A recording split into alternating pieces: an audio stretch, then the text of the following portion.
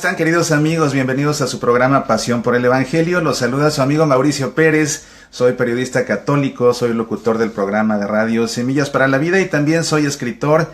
Entre mi obra se encuentran los bestsellers 666, El criptograma apocalíptico y Sucedió en Jerusalén. Estos dos bestsellers los puedes encontrar a través de Amazon.com en un formato digital, en ebook, o también en su edición impresa, o también puedes pedirlos a través de nuestro sitio semillasparalavida.org. Sucedió en Jerusalén y 666, el criptograma apocalíptico, que es un análisis bíblico muy exhaustivo de la perícopa del libro del Apocalipsis, que nos habla de la segunda bestia, cuyo número es el 666, y a través de hacer el ejercicio de un análisis bíblico a conciencia, podemos nosotros discernir quién es esta bestia cuyo número es el 666. Pues bien, es cosa de que entremos en materia ahora haciendo el análisis bíblico de la lectura del Evangelio de este quinto domingo del tiempo de Pascua. Es increíble que ya estamos celebrando el quinto domingo del tiempo de Pascua, y el tema que nos ocupa el día de hoy es el de Jesús, camino, verdad y vida. Ese es el tema del Evangelio que leemos en este ciclo A, un Evangelio que está tomado del Evangelio según San Juan. Además, este fin de semana es especial porque la iglesia está de gran fiesta y de gran júbilo celebrando 100 años de las apariciones de la Virgen en Fátima, y qué maravilla ver cómo nuestra Madre no nos abandona, cómo se hace presente, cómo quiere estar con sus hijos, y 100 años después pues seguimos amándola. Y claro, amamos a la Virgen María, pero pues la advocación de Fátima para muchos resulta de particular importancia. Recordemos, por supuesto, al Papa San Juan Pablo II, que recordarás que él decía que a él le debía su vida, porque cuando Mehmet Ali Agca atentó contra él, la Virgen lo movió, y gracias a eso la bala no penetró su corazón, y gracias a ello pudo sobrevivir. Y ahora pues por supuesto sabes que el Papa Francisco ha viajado a Fátima precisamente para celebrar en grande este 100º aniversario, así que no te olvides, en especial el día de hoy, de rezar el Santo Rosario. Qué importante rezar el Santo Rosario, y hoy es una gran ocasión para que lo hagas en familia y le pidas a la Virgen que siempre proteja a tu familia. Pues bien, vamos a entrar en materia porque el tema de hoy es muy interesante: Jesús, camino, verdad y vida. Y para ello vamos a hacer lo que hacemos siempre. Vamos primero a leer el Evangelio que leeremos en la Santa Misa, vamos después a hacer el análisis bíblico y vamos a terminar, como ya es costumbre, haciendo una oración. Y bien, vamos a comenzar entonces poniéndonos en presencia del Padre y del Hijo y del Espíritu Santo. Amén. El Evangelio según San Juan dice lo siguiente: Durante la última cena, Jesús dijo a sus discípulos: No se inquieten, crean en Dios y también crean en mí. En la casa de mi Padre hay muchas habitaciones. Si no fuera así, ¿les habría dicho a ustedes que voy a prepararles un lugar? Y cuando haya ido y les haya preparado un lugar, volveré otra vez para llevarlos conmigo, a fin de que donde yo esté, estén también ustedes. Ya conocen el camino del lugar a donde voy. Tomás le dijo: Señor, no sabemos a dónde vas. ¿Cómo vamos a conocer el camino? Jesús le respondió: Yo soy el camino, y la verdad y la vida. Nadie va al Padre sino por mí. Si ustedes me conocen, conocerán también a mi Padre. Ya desde ahora lo conocen y lo han visto. Felipe le dijo: Señor, muéstranos al Padre y eso nos basta. Jesús le respondió: Felipe, hace tanto tiempo que estoy con ustedes y todavía no me conocen. El que me ha visto al Padre. ¿Cómo dices, muéstranos al Padre? ¿No crees que yo estoy en el Padre y que el Padre está en mí? Las palabras que digo no son mías. El Padre que habita en mí es el que hace las obras, créanme. Yo estoy en el Padre y está el Padre en mí. Créanlo, al menos por las obras. Les aseguro que el que cree en mí hará también las obras que yo hago, y aún mayores, porque yo me voy al Padre. Este es el texto del Evangelio que leemos en este quinto domingo de Pascua en el ciclo litúrgico A. Y bueno, pues vamos a comenzar como siempre por ubicar el texto en su contexto. Es la primera regla de interpretación bíblica, ubicar el texto en su contexto, precisamente para no sacar sus palabras de contexto. Este pasaje del Evangelio, esta perícopa, se encuentra en el relato de la última cena que hace Juan. El Evangelio según San Juan tiene al final una gran sección que se conoce como el libro de la gloria, de modo que este discurso de Jesús pertenece al libro de la gloria. Acotándolo ya más específicamente, pertenece a la última cena. La última cena que presenta Juan, que es muy diferente de la de los sinópticos. En los sinópticos Jesús instituye la Eucaristía. En el Evangelio según San Juan no instituye la Eucaristía, les lava los pies a los apóstoles, cosa que no hacen los sinópticos. Después de que Jesús le lava los pies a los discípulos, Jesús les anuncia que alguien lo va a traicionar. Y después de eso, a diferencia de los sinópticos, el Evangelio según San Juan en la última cena presenta 3 discursos de despedida de Jesús. 3 discursos de despedida. Y estos 3 discursos de despedida no necesariamente contienen palabras que Jesús dijo específicamente en la última cena, sino que más bien los redactores del Evangelio según San Juan compilaron diferentes enseñanzas importantísimas de Jesús y las juntaron en el episodio de la última cena. Incluso podemos ver errores de redacción, porque por ejemplo vemos cómo después del segundo discurso de despedida Jesús ya pone fin a la cena, se despiden, y después de eso lo que continúa es el último discurso de despedida. Y no es que se hayan regresado al cenáculo, sino que son textos diferentes, pero todos quedan aquí, todos quedan organizados de una manera que pues van uniéndose en su mensaje, y así es que a fin de cuentas pues todo acaba siendo enseñanzas muy importantes de Jesús. La perícopa que hoy nos ocupa, esta de Jesús como camino, verdad y vida, pertenece precisamente al primer discurso de despedida. Ese primer discurso de despedida se ocupa de varios temas. Uno de ellos es este, por supuesto, pero antes Jesús dio ya el mandamiento del amor y también pues anunció que Pedro lo iba a negar. También se ocupa de la promesa de que vendrá un paráclito, es decir, la promesa de que vendrá otro abogado, otro consolador, que vendrá el Espíritu Santo. Y también habla este primer discurso de despedida de la paz de Jesús.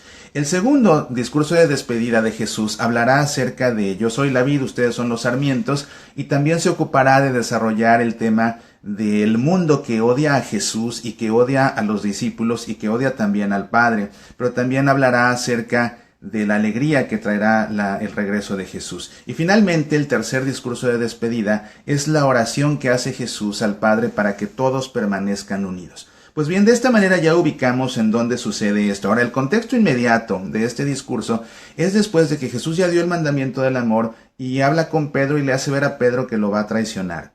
Y es entonces que arranca este texto, ¿verdad? Y entonces vamos a ver los actores, por supuesto, que participan en esta perícopa son, claro, Jesús, los discípulos que están en la última cena, y entre los discípulos hay 2 muy específicos que van a intervenir con Jesús. Uno de ellos es Tomás, otro de ellos es Felipe. Cuando nosotros vemos la estructura de esta perícopa, nos damos cuenta que la podemos dividir en 4 partes. La primera parte es una introducción. Las primeras palabras de Jesús sirven como introducción a lo que vendrá después. Después de la introducción nos vamos a encontrar con 2 interlocuciones. Acuérdate si has visto Pasión por el Evangelio, y si no, no te lo pierdas. En nuestro sitio semillasparalavida.org puedes encontrar todos los videos, o también en nuestro canal en YouTube, o si no en Facebook, pues busca, dale para abajo y los encontrarás. Ya te he explicado en otras ocasiones cómo en el Evangelio según San Juan, algo muy característico del estilo literario del Evangelio según San Juan son las interlocuciones. ¿Qué son las interlocuciones? Son diálogos en los que alguien le dice algo a Jesús y Jesús responde. Punto. Y son diálogos de una sola intervención, es decir, el interlocutor de Jesús dice una cosa y Jesús da una respuesta. Se acabó.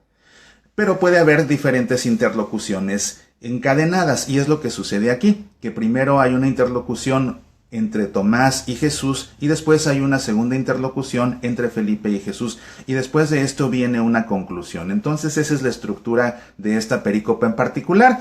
Una introducción, 2 interlocuciones y una conclusión que cierra este discurso. Entonces te decía que partiendo del contexto inmediato, que es cuando Jesús ya dio el mandamiento del amor y después, bueno, antes ya, acuérdate, le lavó los pies a los discípulos y los dejó en shock. Y te recomiendo mucho, por favor, ve el programa especial de Semana Santa, aquí en Pasión por el Evangelio, en el que hice el análisis bíblico del pasaje de el lavatorio de los pies, porque creo que es uno de los más interesantes que hemos grabado. Después de eso, pues Jesús les dice que alguien lo va a traicionar, incluso ahí queda muy evidente que es Judas, incluso Judas se va y se lo traga en la noche. Tienes que ver todo esto, ¿verdad? En los programas anteriores me refiero. Y después de esto, cuando Jesús da el mandamiento del amor, después habla con Pedro y le dice que lo va a traicionar, o que lo va a negar 3 veces.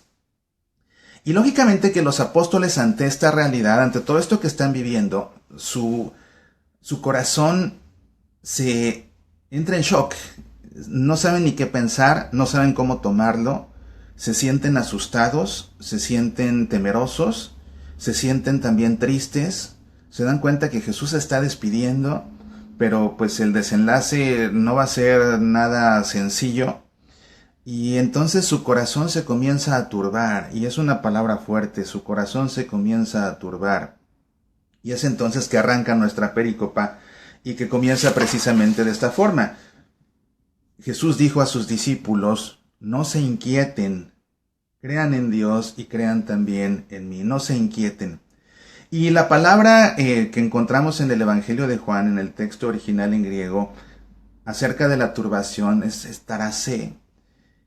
Y este tarasé, esta turbación, la encontramos 3 veces antes, también aquí en el Evangelio según San Juan, y es en episodios muy dramáticos. El primero, cuando va Jesús a donde está su amigo Lázaro, que ya murió, y cuando sale una de sus hermanas, y él pregunta ¿dónde lo tienen? Ve a la hermana muriéndose de la tristeza, sabe que su mejor amigo, o uno de sus mejores amigos, ha muerto, y entonces dice el Evangelio que Jesús se turbó, es decir, le dio una profundidad, le dio una tristeza muy profunda, tan profunda que incluso lo hace suspirar, lo hace gemir, ¿verdad?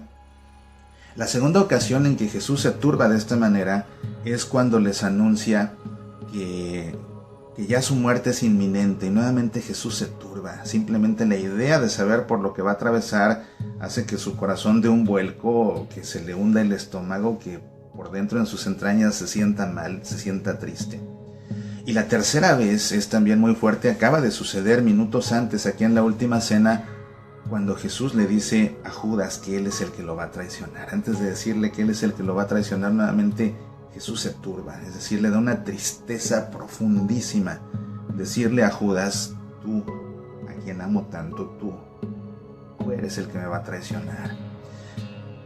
Y bueno, pues que ahora los apóstoles entran también en este sentimiento de turbación, de esta tristeza profunda, y es que son muchas cosas lo que está en juego ahora.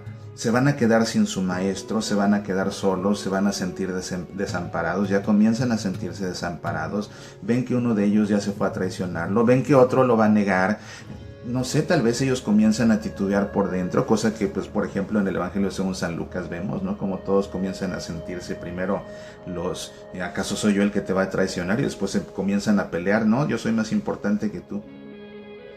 Pero esta turbación aparte implica para ellos el fracaso de todo aquello a lo que le han apostado, porque ellos se jugaron la vida por irse con Jesús y ahora resulta que pues Jesús ya no va a estar.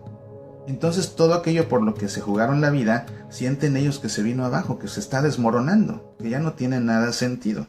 Entonces por todo esto se sienten ellos turbados, y las palabras que les da Jesús son palabras de una profundidad muy grande, porque les dice Jesús: no se inquieten.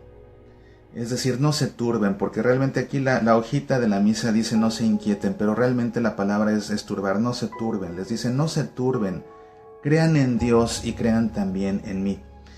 Estas palabras son hermosas cuando se entiende de dónde están tomadas, porque lo que Jesús está haciendo es echar mano al estribillo del Salmo 43 o 42. 3 veces en el Salmo 43 el salmista dice ¿por qué te inquietas, alma mía? ¿Por qué te me turbas? Seguramente has leído ese salmo. Si no, búscalo en tu Santa Biblia, es el 43 o el 42. Y así es como dice: ¿por qué te inquietas, alma mía? ¿Por qué te me turbas? ¿Por qué te me turbas? Espera en Dios. Y precisamente eso es: ¿por qué te me turbas, alma mía? Espera en Dios. Ahí el mismo salmista como que se da consuelo a sí mismo, animándose a esperar en Dios. Y esa espera es una espera confiada, es una espera de fe. En el caso aquí de las palabras que dice Jesús en el Evangelio según San Juan, que está citando las palabras, este estribillo, este Salmo 43 o 42, lo que dice Jesús es, no se turben, crean en Dios y crean también en mí. El Salmo dice espera en Dios. Jesús dice, crean en Dios. Y es que resulta que en todo el Evangelio según San Juan no aparece la noción de la esperanza, pero lo que aparece es la noción de la fe. De manera que la palabra que sale de la boca de Jesús en el Evangelio según San Juan es fe. O sea, crean. Donde creer implica confianza, es tener confianza, confíen, ¿no? Porque eso es la fe, ya te lo he dicho, la fe viene de la palabra latina fides, que viene del griego pistis, que significa confianza. Entonces es lo que Jesús les está diciendo y les está recordando. Es un salmo dramático. Léelo, por favor, vas a ver lo dramático que es ese salmo. Incluso habla de un huracán. Así el salmista en ese momento siente que se lo está llevando hasta un torbellino, y en medio de ese torbellino de angustia, de dolor, de estrés, de todo eso, dice, ¿por qué te turbas, alma mía? ¿Por qué te inquietas, alma mía? ¿Por qué te me turbas? ¿Por qué te me turbas? Cree en Dios, o sea, confía. Y es lo que les está diciendo Jesús. No se turben, no se inquieten. Crean en Dios y crean en mí. En la casa de mi Padre, dice Jesús, hay muchas habitaciones. Cuando uno lee la palabra habitaciones, pues te imaginas una casa con habitaciones, ¿verdad? En realidad la palabra es morada, y las moradas eran las tiendas de campaña, pero no las tiendas de campaña de los nómadas, sino las tiendas de campaña donde la gente vivía de fijo. Porque había gente que vivía en tiendas de campaña que eran nómadas, que iban, pues se quedaban un tiempo en una región, después iban a otra y así sucesivamente. Pero había también personas que de fijo montaban su morada, montaban su tienda de campaña, y ahí es donde vivían. Acuérdate que pues es un concepto también precisamente aquí del Evangelio según San Juan, que Jesús puso su morada entre nosotros. Es esa idea de que se quedó para vivir, de que llegó para quedarse, por eso puso su morada entre nosotros. La palabra de Dios se hizo carne y puso su morada entre nosotros, es decir, llegó para quedarse, es esa morada donde se vive ya para siempre. Entonces, por eso dice Jesús, en la casa de mi Padre hay muchas moradas, y se refiere a eso, a que el que entre a la casa del Padre llegará para quedarse, para vivir para siempre. Y dice Jesús, si no fuera así, ¿les habría dicho a ustedes que voy a prepararles un lugar? Y cuando haya ido y les haya preparado un lugar, volveré otra vez para llevarlos conmigo, a fin de que donde yo esté, estén también ustedes. Aquí Jesús no se refiere a lo que sucederá después de su resurrección, porque después de que Jesús resucite, pues Él después ascenderá al cielo, pero no se los va a llevar con ellos. Más bien esto se refiere a la segunda venida de Jesús, ¿verdad? Cuando Jesús venga por segunda vez y ya todos resucitemos para siempre. Después dice el Evangelio, ya conocen el camino del lugar a donde voy. Y esto es lo que da pie a la primera interlocución de las dos que aparecen aquí en el texto del Evangelio. La primera interlocución es la que tiene Jesús con Tomás. Tomás le dijo, Señor, no sabemos a dónde vas. ¿Cómo vamos a conocer el camino? Jesús le respondió, yo soy el camino, la verdad y la vida. Aquí está la interlocución. Le dice Tomás, Jesús le responde. Entonces concentrémonos en la respuesta que da Jesús a Tomás en esta interlocución, porque es el tema central del Evangelio de esta Santa Misa. Jesús le respondió, dice la traducción aquí en la hojita de la misa, yo soy el camino, la verdad y la vida, pero realmente cuando leemos el texto está escrito de una manera muy específica, dice, yo soy el camino y la verdad y la vida, yo soy el camino y la verdad y la vida. Esta manera de escribir usando la conjunción y numerosas veces se conoce como elipsis. Por ejemplo, piensa otra elipsis que si lees el primer poema de la creación en el libro del Génesis, abre tu Biblia y lee de inmediato el primer poema de la creación que te encuentres en el capítulo 1 del Génesis, que es donde habla de los 7 días los 6 días de la creación más el día de descanso del Señor, vas a ver ahí que una y otra vez es por ejemplo, y bendíjolos Dios, y díjoles Dios, cuando crea a Adán y Eva, ¿verdad? Y vas a ver que la palabra y, la conjunción y aparece múltiples veces, eso se llama elipsis, y aquí Jesús está hablando con una elipsis. Desde un punto de vista del análisis léxico del Evangelio, llama la atención porque es la única elipsis que aparece en todo el Evangelio según San Juan. En Juan Jesús no habla así, sin embargo aquí habla así, de esta manera: yo soy el camino y la verdad y la vida. Y no es tan fácil, créeme que no es tan fácil interpretar este versículo, y resulta interesante porque es el tema central de la misa de hoy, es el mensaje central, y a fin de cuentas es el mensaje central de esta perícopa y de este discurso. Entonces, yo soy el camino y la verdad y la vida. ¿Y cómo se puede entender esto? Déjame decirte que a lo largo de la historia de la Iglesia, pues ha habido intentos diferentes por interpretar la lectura de esta elipsis que, como te digo, a los analistas de la Biblia los saca de balance cuando se dan cuenta una estructura que nunca más aparece y que no había aparecido antes en el Evangelio según San Juan. Entonces Jesús dice: yo soy el camino y la verdad y la vida. Lo que significa que esto se puede separar en tres oraciones diferentes: yo soy el camino, yo soy la verdad, yo soy la vida. Es decir, son tres predicados distintos. Hay un sujeto en una oración y tres predicados distintos, pero como están unidos con la elipsis, como están unidos con y, entonces acaban por ser tres oraciones diferentes, con su sujeto y su predicado: yo soy el camino, yo soy la verdad, yo soy la vida. Y entonces, por ejemplo, uno de los intentos por entender lo que Jesús estaba diciendo aquí era releerlo, parafraseando el texto, de la siguiente manera: yo soy el camino que conduce a la verdad y a la vida. Yo soy el camino que conduce a la verdad y a la vida. Y quienes interpretaban así la lectura de esta sentencia que hace Jesús eran los padres alejandrinos, aquellos primeros discípulos de los apóstoles, pero allá en Egipto. Y ellos en aquel tiempo tenían ellos la influencia de los griegos de una manera muy marcada. Entonces, por esa razón de tener la influencia de pensamiento de los griegos, de alguna manera pensaban con los criterios de Platón, por ejemplo. Y entonces, de esa manera, para Platón, recordarás que para Platón algo muy importante era la búsqueda de la verdad, y acababa por ser una meta importante en la vida del hombre, encontrar la verdad, alcanzar la verdad. De manera que, entendiendo ellos con ese pensamiento platónico que la verdad era la meta del hombre, alcanzar la verdad era la meta del hombre, por eso ellos leen esta oración de Jesús como: yo soy el camino que conduce a la verdad y que conduce a la vida. Es decir, como si la verdad fuera la meta. Sin embargo, aunque para los platónicos la verdad era la meta, para los cristianos la meta no es la verdad, la meta es Dios. De manera que los padres de la Iglesia interpretaron esta lectura o parafrasearon esta oración de Jesús de la siguiente manera: yo soy el camino que por la verdad conduce a la vida. Yo soy el camino que por la verdad conduce a la vida. Yo soy el camino y la verdad y la vida. Yo soy el camino que por la verdad conduce a la vida. Y realmente, entendiendo la teología del Evangelio según San Juan, pues esto tiene mucho más sentido que la lectura que daban allá los que se encontraban en Egipto. Entonces es como tenemos nosotros que entenderlo. Yo soy el camino que por la verdad conduce a la vida. Y llama mucho la atención aquí la palabra el primer calificativo de Jesús cuando dice: yo soy el camino.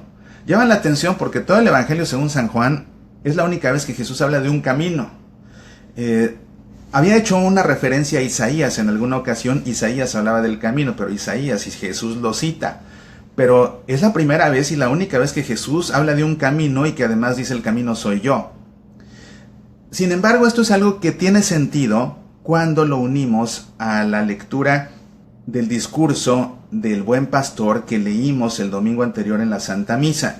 Leímos la primera parte del discurso del buen pastor que pronuncia Jesús en el Evangelio según San Juan, la primera parte. Y en esa primera parte que se leyó en la misa, Jesús habla de sí mismo como la puerta: yo soy la puerta. la puerta que abre la puerta del corral. Y te expliqué, por favor, tienes que ver el programa pasado para ver el sentido del corral y entender que con la interpretación del corral deducimos que el rebaño es entonces el pueblo de Dios y que el pastor es Dios y que la puerta pues es Jesús. Entonces a través de Jesús ese rebaño que es el pueblo de Dios puede llegar a Dios y Dios puede también llegar a su rebaño, ¿verdad? Entonces, sin embargo, en esa primera parte del discurso, Jesús no dice yo soy el buen pastor, eso lo dice en la segunda, Y es un evangelio que si no pone uno atención, se puede uno ir con la finta, ¿verdad? Y yo la semana pasada, déjame decirte que a la parroquia donde fuimos a la Santa Misa, el sacerdote predicó la homilía y se fue con la finta. Y entonces él dijo, como acabamos de escuchar a Jesús en el evangelio, Jesús dijo, yo soy el buen pastor. No, Jesús no dijo eso. En el fragmento que leímos en la misa, Jesús no dijo yo soy el buen pastor. Eso lo dice en la segunda parte que no leímos en la Santa Misa. Lo que dijo en la primera parte es yo soy la puerta. Eso fue lo que dijo. Y precisamente cuando entendemos eso, yo soy la puerta para que el rebaño, que es el pueblo de Dios, a través de esa puerta llegue al pastor, que es Dios, entonces así es que cobra sentido esta explicación o esta lectura que hacen los padres de la iglesia de esta frase de Jesús, yo soy el camino y la verdad y la vida. Yo soy el camino que por la verdad conduce a la vida. Dice después Jesús, si ustedes me conocen, conocerán también a mi Padre. Ya desde ahora lo conocen y lo han visto. Esto es importantísimo, ¿verdad?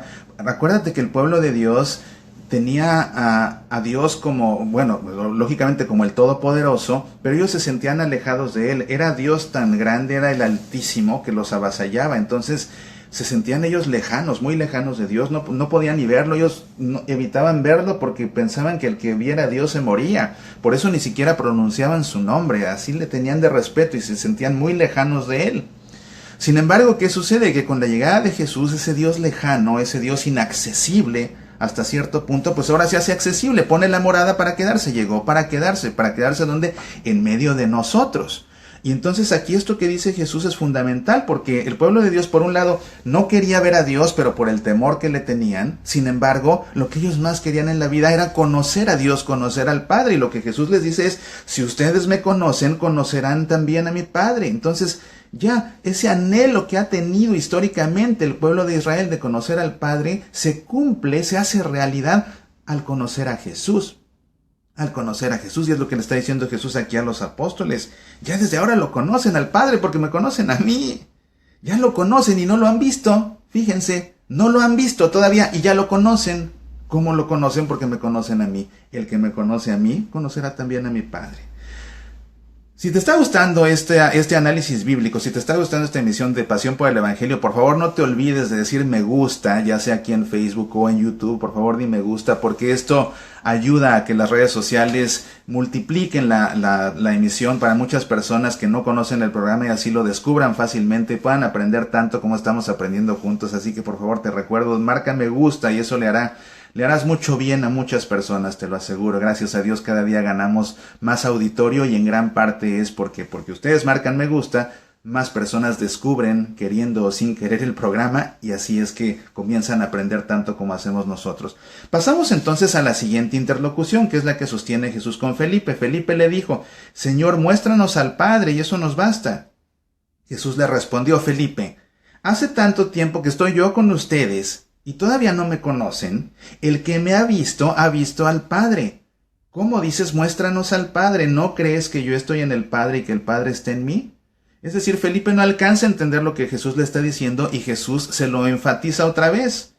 Antes había dicho, si ustedes me conocen, conocerán también al Padre. Por eso es que ahora le dice, Felipe, ¿cuánto tiempo he estado con ustedes y todavía no me conoces? El que me ha visto al Padre. Que no entiendes, Felipe, es lo que acabo de decirle a Tomás, que no entiendes. El que me ve a mí, ve al Padre. ¿Cómo me dices, muéstrame al Padre? Si ya me conoces, ya conoces al Padre.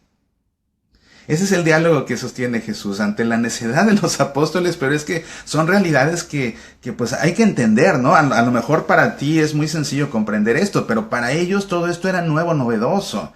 Eran palabras fuertes, eran palabras que les abrían los ojos y les abrían los ojos y se los dejaban así tallándose porque no alcanzaban a creer lo que Jesús todavía les estaba diciendo. Y entonces Jesús ya aquí termina su discurso diciendo: las palabras que digo no son mías. El Padre que habita en mí es el que hace las obras. Créanme, yo estoy en el Padre y el Padre está en mí. Créanlo. Aquí Jesús enfatiza eso. Créanme, créanlo. Porque por lo visto, después de que le dijo a Tomás, Felipe todavía no creía. Entonces por eso Jesús enfatiza: créanme, yo estoy en el Padre y el Padre está en mí. Créanlo, al menos por las obras. Les aseguro que el que cree en mí hará también las obras que yo hago, y aún mayores, porque yo me voy al Padre. ¿Cuáles son esas obras a las que se refiere Jesús? Pues por supuesto se refiere a aquellas obras que son los milagros, ¿verdad? En el Evangelio según San Juan, pues aparecen 7 milagros. Entonces, bueno, créanme, vean las obras, vean los milagros que hice y crean. Y entonces crean así que por verme a mí están viendo al Padre, ¿verdad? Porque a fin de cuentas es lo que Jesús quería decir a través de las obras. Estas obras son obras de Dios. Estos milagros que estoy realizando son obras de Dios. Lo que ustedes están viendo aquí es el poder de Dios, ¿verdad? Y la gloria de Dios y su capacidad de curar, y que están viendo que Él es la vida y que Él es la resurrección. Todo eso es lo que ustedes están viendo a través de estas obras, que por eso para Juan los milagros, más que ser milagros, más que ser prodigios, para Juan son signos. Juan no los llama milagros en el Evangelio, sino que los llama signos precisamente. Pero algo llama la atención al final, que dice Jesús: les aseguro que el que cree en mí hará también las obras que yo hago, y aún mayores, porque yo me voy al Padre. A ver, si Jesús se refiere a los milagros, y dice Jesús: el que cree en mí hará obras mayores, pues entonces eso significa que el que cree en Jesús tendrá la capacidad de hacer milagros mayores. Así es como se tiene que leer esto. La cúspide de esos 2 milagros, que son los más impresionantes, y son los últimos que aparecen, por eso se reservan al final. Uno de ellos es la curación del ciego de nacimiento. Curó a un ciego de nacimiento. Esas son palabras mayores. Y después de eso, le devolvió la vida a un muerto. Entonces, ¿cómo va alguien a superar eso? ¿Cómo va alguien a hacer obras mayores? Algo todavía mayor, curar a un ciego de nacimiento, y peor aún, devolverle la vida a un muerto. ¿Cómo alguien va a poder hacer algo mayor que esto? Entonces, ¿cómo entender esto? Y bueno, pues por ejemplo, los padres de la iglesia, como entendían estas palabras de Jesús, es que la obra de la iglesia va a ser una obra mayor porque su extensión geográfica va a ser mayor. Jesús solamente predicó allá en Galilea, en Judea, pero la iglesia ya extiende, se va más allá de las fronteras y se va por todo el mundo. Entonces, por eso sus obras van a ser mayores geográficamente. Sin embargo, no es así. La cuestión está en entender que precisamente estas obras, estos milagros, para Juan son signos. ¿Y de qué son signos todos ellos? En resumen, todas esas obras de Jesús son un signo de la gloria de Dios. Y cuando Jesús realizaba un milagro, lo hacía, no solo para traerle un beneficio a la persona que necesitaba de la ayuda de Jesús, sino que a través de eso Jesús glorificaba al Padre.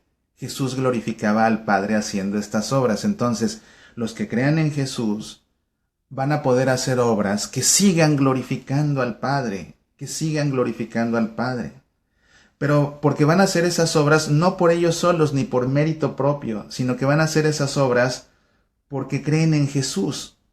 Es esa fe en Jesús lo que los va a llevar a obrar de esa manera. Y a través de obrar de esta manera, van ellos a seguir dando gloria a Dios, glorificando a Dios, así como Jesús glorificaba a Dios a través de cada uno de esos signos, a través de cada uno de esos milagros. Aquí tienes el análisis bíblico de la lectura del Evangelio de este día. Por supuesto que esto tiene el propósito de que cuando leas la lectura del Evangelio en la Santa Misa entiendas mejor en la lectura, pongas atención a todos los detalles que ya analizamos aquí, ya te sepas la estructura y así te sea más fácil leerla. Y también, bueno, esto complementado a la humildad de tu sacerdote tiene que hacer que tu experiencia de leer y de escuchar el Evangelio en la Santa Misa sea muchísimo más enriquecedora que si simplemente lo leyeras así a la primera, sin entender todas estas maravillas del texto tan hermoso que en esta ocasión nos toca leer. Pues bien, queridos amigos, como siempre les agradezco muchísimo su atención, les agradezco muchísimo que se den el tiempo para pasar un rato juntos aquí reflexionando acerca del Señor. Le doy las gracias sobre todo a los que han llegado al final del programa. La mayoría de las personas, fíjate que es sorprendente, la mayoría de las personas le cambia a los 7 minutos. Pero pues no creas que me lo hacen nada más a mí, es algo que coincide también con las estadísticas en el mundo de la televisión. Ahora la gente solo quiere lo inmediato, lo breve, y si no le interesa, y qué tristeza. Entonces tú que llegaste hasta el final del programa, te lo agradezco de todo corazón, y sabe que el Señor te lo recompensará, porque lógicamente te quedas hasta el final con el único afán de saber más y más y más de la palabra del Señor, y eso por supuesto que Él es algo que sabrá recompensarte en tu vida. Así que con esto, queridos amigos, como siempre vamos a poner en nuestro corazón todo lo que hemos reflexionado y aprendido, y vamos ahora nosotros a dirigirnos al Señor con una oración. Así que como siempre te invito a que por un momento cierres tus ojos, pongas tu mano en tu corazón y hagas en tu interior eco a estas palabras. Señor, eres camino, verdad y vida en un mundo despistado y perdido. Eres camino, verdad y vida en un mundo donde falta la ilusión y la alegría. Eres camino y verdad y vida en una tierra donde se escuchan muchas mentiras. Eres camino y verdad y vida en una sociedad preocupada y con temores.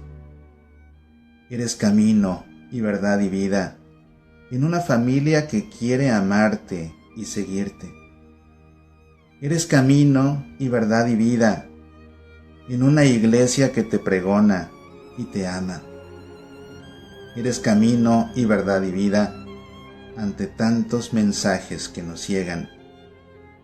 Eres camino y verdad y vida, tú Jesús, solo tú Jesús. Eres camino y verdad y vida. Amén. En el nombre del Padre, y del Hijo, y del Espíritu Santo. Amén. Pues nuevamente te agradezco mucho tu compañía en esta ocasión, y por supuesto, si eres mamá y este domingo se celebra el Día de las Madres en tu país, te envío mi más cariñosa felicitación y le pido a la Virgen de Fátima que ahora que estamos celebrando 100 años de su aparición, te conceda la gracia de que siempre sea ella para ti tu ejemplo de maternidad y de cercanía a tus hijos. A todos amigos les deseo que Dios los llene de bendiciones. Recuerden que tenemos una cita la próxima semana aquí en Pasión por el Evangelio, y todos los días a través de nuestro programa Semillas para la Vida, programa que puedes escuchar en tu estación de radio católica o a través de nuestro sitio semillasparalavida.org. Aquí nos vemos el próximo fin de semana. Apasionate por nuestra fe.